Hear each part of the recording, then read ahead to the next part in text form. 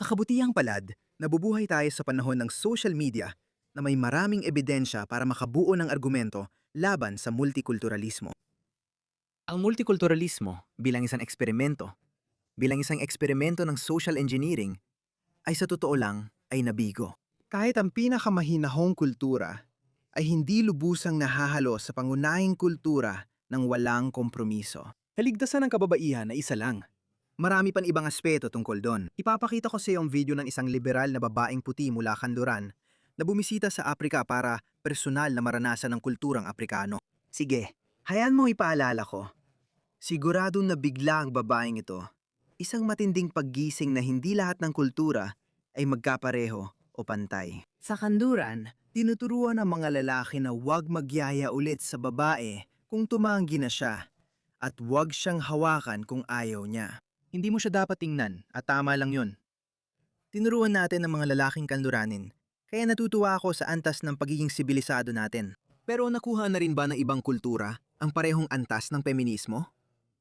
Malamang hindi pa. Heto ang isang ebidensya. Heto ang isang patunay. Tingnan mo ito.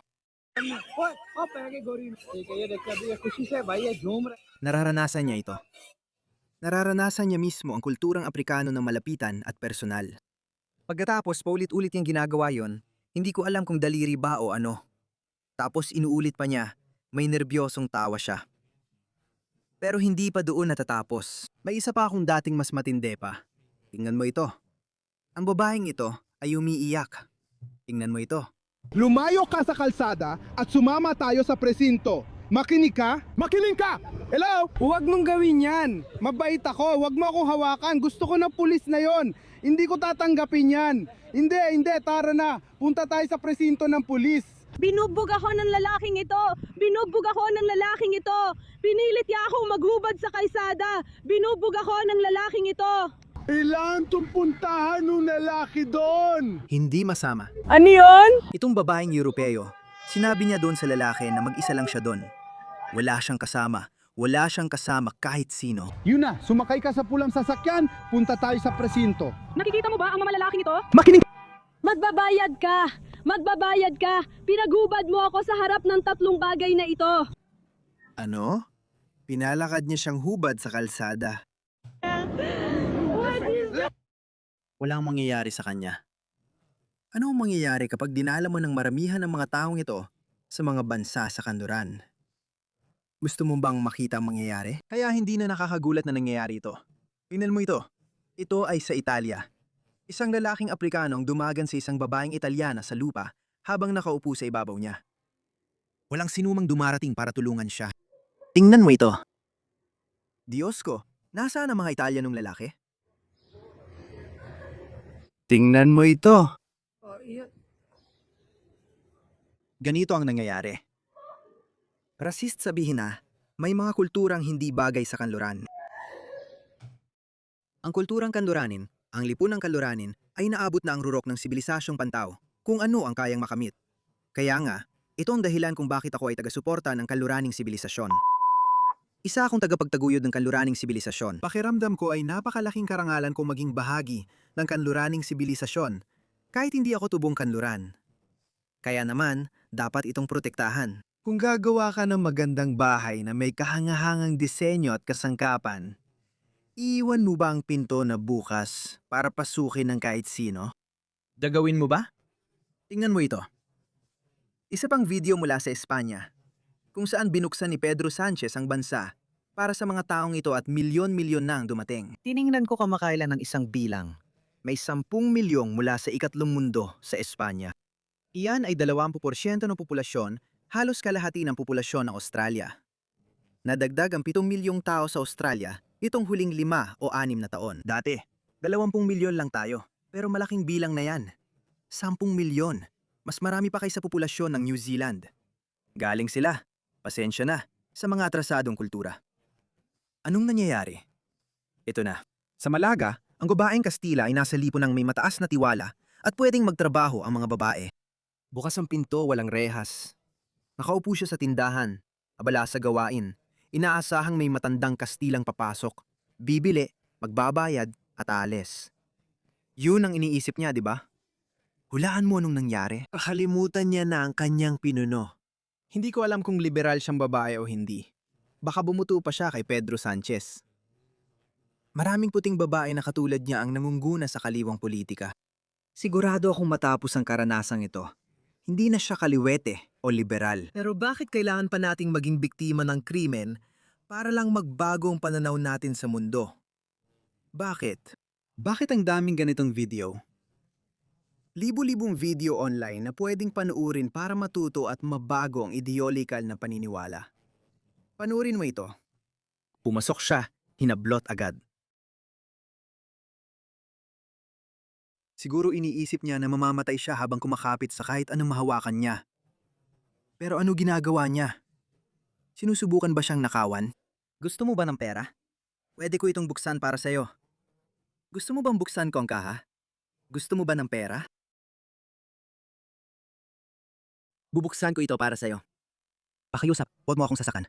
Pakiusap, huwag mo akong sasakan. Ito ang pindutan na kailangan pindutin. Sige, bubuksan ko ito. Nakukuha na ang pera. At minamanyak niya siya. Sige, tingnan mo. Hindi ko alam kung anong nangyari sa kanya. Tingnan mo, malinaw na, hindi pa siya umalis. Pumasok siya sa likurang kwarto. Isang Aprikano migrante ang nakakita ng babae. Nagustuhan niya ito at sinubukang kunin siya, pati pera niya. Ngayon, hindi ko alam kung anong ibig niyang sabihin sa siya at ang pera niya. Kaya malinaw, para sa akin, siya ay isang sino ba talaga, Diyos ko. Akala mo galit ka kay Keir Starmer? Akala mo galit ka kay Anthony Albanese? Nasabi ko na ito. Sa tingin ko, siya ang pinakamasamang leader sa kanluran. Ginawa niyang legal ang kalahating milyong tao na ipinakita ko. Sabi ko rin na hindi lang ito tungkol sa hindi tugma o mapanganib na kultura tulad ng kulturang Islamiko. Hindi lang yon. Kahit ang mga kulturang hindi mapanganib tulad ng Indian o Hindu ay walang banta sa sibilisasyon. Hindi dumadayo mga Hindu sa kanluran para palitan o pabagsakin ang lokal na kultura ng kulturang Hindu. Kahit may kanya-kanyang pagkiling ang lahat sa sariling kultura. At napakahirap talagang iwaksi ang iyong mga pinapahalagahan sa kultura o kahit ang iyong katapatan sa kultura. Tingnan mo ito. Sa Australia, sa hindi malamang dahilan, bigla na lang. At hindi lang ito sa Australia. Sa Canada, mapapansin na sa mga lugar na dumarami ang populasyon ng mga Indian, laganap ang pagtatapon ng basura kung saan-saan. Isang Indian na lalaki ang itinapon ng lahat ng basura niya sa gilid ng kalsada. Nagtatapon ka ba ng gamit sa kalsada? Totoo ba? Oo. May inilagay ka ba dun sa labas, ha? Naglagay ka ng isang upuan doon sa labas. Siya nga pala, hindi lang Indiano ha? Nahuli rin ang mga Pakistani na gumagawa nito. Iba talagang pamantayan nila sa kalinisan. Kahit hindi kasing delikado ng kulturang Islamiko o ibang kultura, marami ka pa ring problema. Alam mo ba, hahayaan ko na lang ang Britanikang babae na siya ang magsabi sa'yo ng problema. Problema talaga ang mga lalaking migrante mula third world dito sa UK. Bilang babaeng nagtatrabaho sa konstruksyon, sobrang bastos nila magtrato. Kung kukuha ka ng mga tao mula sa mga bansa na hindi nila respeto ang mga babae, hindi pinapayagang magsalita ang mga babae, hindi pinapayagang gawin ng mga babae ang mga trabahong ito. Pagdating nila sa UK, hindi naman agad magbabago ugali nila, lalo sa paggalang sa babae. Halimbawa, sa 4 sagit, 3 dayuhan, 1 lang Briton. Yung Briton lang ang tumatawag sa pangalan ko at tinitingnan ng papel. Yung iba, oy lang at click lang ng click para makuha attention ko. Nakakapagod silang katrabaho at hindi nila ako pinakikinggan. Para na rin ako nakikipag-usap sa pader. Pero hindi naman yung mga babae mula sa ibang bansa. Hindi rin yung mga lalaki mula sa Alemanya o yung lalaki mula sa Timog Aprika. Tinutukoy ko yung mga lalaki mula sa third world na bansa. Nainis na ako. Gusto ko lang pumunta rito, mantrabaho, at makakuha ng respeto. Pero di ko yon nararanasan. Hindi ko rin sila mapagsabihan dahil baka bigla na lang nila akong tawaging racist. Salamat sa gobyerno ng UK. Ito ang kinakaharap ko bilang isang babaeng nagtatrabaho sa... Kung sino man ang nag-isip na magandang ideya ang magdala ng tao mula sa bansang atrasado at hindi magandang kultura, panurin mo ang video na ito. Heto ang resulta. Tingnan mo itong lalaking Aprikano. Talagang nagwawala siya. Sa tingin ko, nangyari ito kung saan. Hindi ko alam, siguro sa Europa. Tingnan mo yan. Para siyang nababaliw. Ano kaya ang ginagawa niya kapag hindi siya makapanakit ng babae o makasaksak ng tao? Nagsisimula na lang siya magtapo ng laman ng mga basurahan ng mga tao. Sa gitna ng kalsada. Tingnan mo to. Tingnan mo, Kinakabahan na siya. Gusto kong dumumi ang bansa para maramdaman kong parang nasa bahay ako. Gusto ko na ang lugar na ito ay magpaalala ng bahay ko.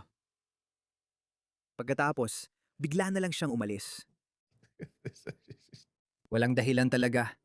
Iyan ang tinatawag na pagpapayaman ng kultura. Pasensya na, pero kailangan kong aminin, hindi gumagana ang multikulturalismo. Baguhin natin ang kultura. Ipagmalaki mo ang katutubong kultura mo. At kung sino man ang may problema, may malaking pulang button na may nakasulat na deport. Pindutin mo yon, ipa-deport.